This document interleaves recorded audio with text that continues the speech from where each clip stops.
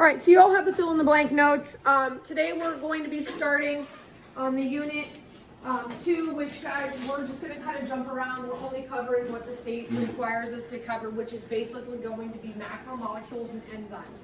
And enzymes are actually made up of one of those macromolecules. So the word macro means large, so we're going to be talking about these really, really large molecules that are made up of smaller molecules called either monomers or polymers. So just to get started, guys, carbon compounds are basically anything that's living has carbon in it. We consider this to be, quote, organic. I know a lot of times you think about organic as being like the produce that's really expensive at the store, okay? It's, raised without pesticides or whatever. But in this case, organic simply means that it's living or was once living. That's why anything that's living or was once living, we can use carbon dating to get a pretty stinking accurate age of whatever we're looking at, whether it be, like a deceased body, maybe it would be a bone or a fossil. As long as there's carbon in it, we can date it. Okay, so even plants would be considered living, they have carbon in them. All right, so again, a macromolecule, this is a large molecule. These are essential for life. They're made up of smaller molecules, again, called either monomers or polymers. There are 4 main macromolecules that we're going to learn about, and we're just going to keep practicing through repetition and make sure that you guys get it. Then we're going to do a lab, and it's going to be literally probably 3, maybe 4 days, because I used to do like a carb lab, and it would take like 2 or 3 days, and then I would do a protein lab, and it would take 2 or 3 days. So I decided to kind of condense them, and I made them all into one macromolecule lab, and then I just kind of took a lot of the stuff that I didn't think was ultra necessary. So you're just going to be looking at the main concepts for each type, okay?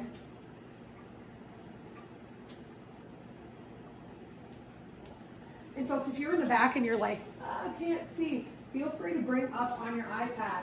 It's in the resource folder, the lessons right there. You can follow along with the slides. So it would be the Chapter 2 resource folder. It's right above the Wednesday folder. I don't love to do that, but sometimes we switch chapters in the middle of the week, so there we are. The Chapter 2 resource folder, it should be right above the Wednesday folder. And then you open that, and there'll be a link that says lesson, and you want to click on the little box with the arrow, and that should take you straight to it instead of clicking below when it says you need permission. You don't need permission. Let me know if it doesn't work though. Did it work? Awesome sauce. Okay. I need to kind of turn this.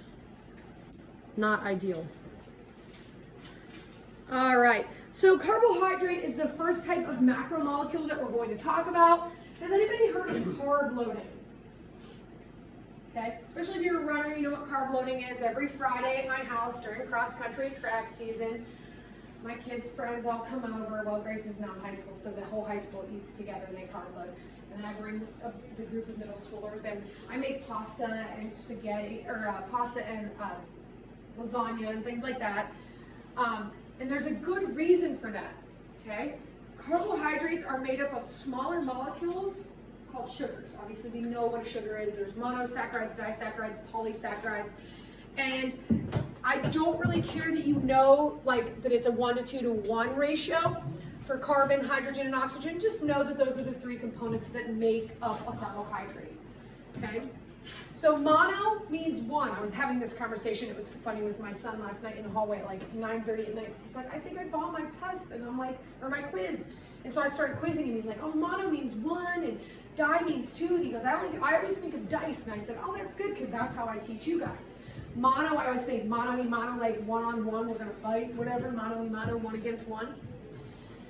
Di means 2. I always think of dice. There's 2 dice usually, and that's 2 sugars. And then poly means many. So we'll see the word poly as we move through biology in other areas as well, but that prefix there means many. And then anytime you see the word saccharide, you know you're dealing with a sugar, okay?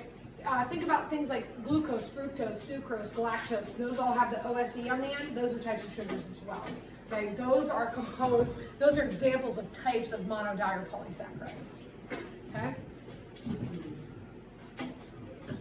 Okay, so if you are like me and you absolutely do not plan on running a 5K on Saturday morning, but you go ahead and eat the spaghetti because you made it, right?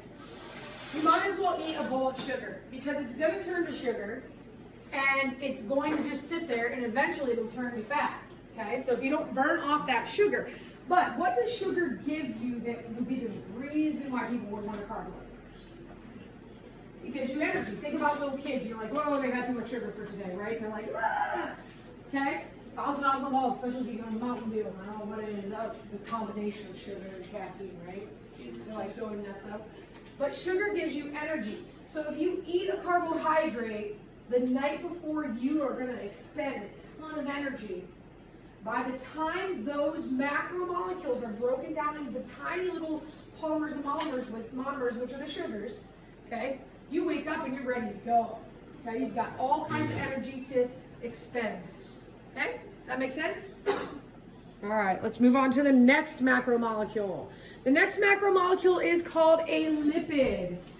When you hear the word lipid, you should think fats or fatty acids. If you hear the word fatty acid, you should think lipid. Okay, this little guy is a lipid. Isn't he adorable? He's got this, what we call a hydrophilic head, which means hydro's water. He doesn't mind water. He's friends with water. He can hang out with water. But he has hydrophobic little tails. It means he has a phobia of water. He doesn't like it. So what lipids do is they end up orienting themselves where they hide their tails in the center and put their heads on the outside. And this is what makes up like cell membranes, nuclear membranes, okay? This lipid bilayer, bi meaning two, and there's two layers, so lipid bilayer. And basically what this does is it regulates then what can move across this membrane because again, it doesn't, the tails hate water. They're like, okay? So they regulate what can enter and exit a cell, a nucleus, okay? Now, hopefully we already know this. Fats are stored energy, okay? Most of us tend to, especially as we get older, store more energy than we need, okay? But if you've ever watched like Naked and Afraid, they usually put on a little bit of weight before they go on there because they want to be able to pull on that stored energy, that fat reserve, okay? That's exactly what a bear does, or the groundhogs are getting pretty chunky this time of year. They're trying to load on as much fat as they can so they had stored energy. All right, so we're going to keep doing this until you're super annoyed, but at least you'll know. Carbs are made up of what? Carbohydrates are made up of smaller molecules called, why do carb load? What do they turn into? No. Sugars, which give us energy. Okay, one more time. Carbs are made up of, and they give us energy. Very good. Lipids are made up of what? Fat or fatty acids. And they do what? Store energy. They store energy. So we're just going to keep doing this until you're like, okay, we get it. And then I'm going to be like, good, then my job here is done. Nucleic acids are the third type of macromolecule. Nucleic acids are made up of nitrogen, hydrogen, oxygen, and phosphorus. So our nucleic acids, this is things like DNA and RNA. They are made up of repeated nucleotides. Okay, so here is a nucleotide right here. So please, please, please make sure you draw this. You're going to need to know it for this chapter, but it's going to come back when we do DNA and RNA. Okay, so this is called, again, a nucleotide. I would label it nucleotide and draw it. It's made up of, again, phosphorus, so it has a phosphate group. It has a 5-carbon sugar. In this case, in DNA, it's called dextrose. In RNA, it's called ribose, or sorry, it's a deoxyribose and then ribose. This one says pentose. It's a type of 5-carbon sugar. Okay, so a nucleotide contains a 5-carbon sugar, a phosphate group, and a nitrogen base. I don't know if you guys remember, like A's go with T's, C's go with G's, and that makes up DNA going down these strands here. So this is a nucleotide. This is a nucleotide. This is a nucleotide. This is a nucleotide. So a nucleic acid is made up of repeated nucleotides. Okay, so nucleotides are that smaller molecule. We can find these in DNA and RNA. Okay? All right, let's go back. Carbs are made up of, and they give us, very good. Lipids are made up of, very good. And what do they do?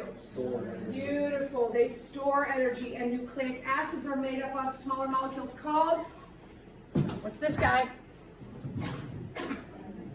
Okay, so use the verbiage, okay? Nucleic acid, nucleotide. Okay, so hopefully that will help you remember. So nucleic acids are made up of, which gives us DNA and RNA.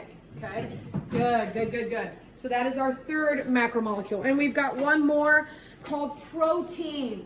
Protein is found everywhere in our body.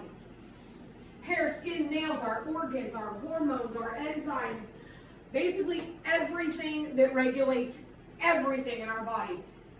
White blood cells that fight infection. Bone, I mean everything has protein in it. So how many people here have watched Naked and Afraid before? What happens when they cannot find protein, specifically animals? What happens to them? How do they start to behave? They lose energy first. Sorry? They get tired, right? Then what do they start doing? Be more specific. What happens to them? They get weak, they get tired,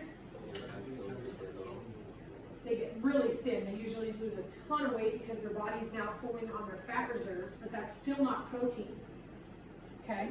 And if everything in our body, even our metabolism, is ran by a protein, what's going to start happening to your brain?